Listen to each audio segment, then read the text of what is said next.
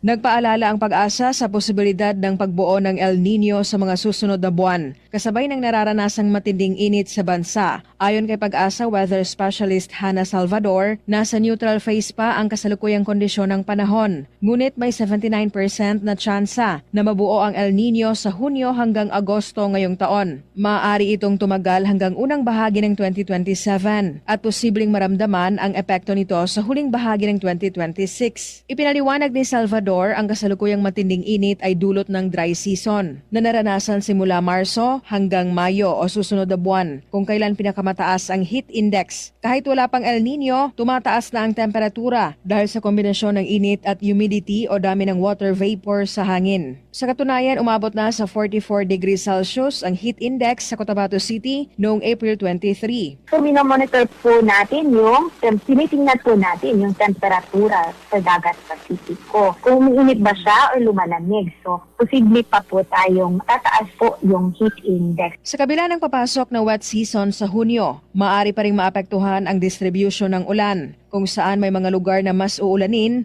at may ilan na mananatiling tuyo. Giit ng Pag-asa, mahalaga ang maagang paghahanda upang mabawasan ang epekto sa kalusugan, tubig at kabuhayan. Rufa Mocalid, NDBC, Bida Balita.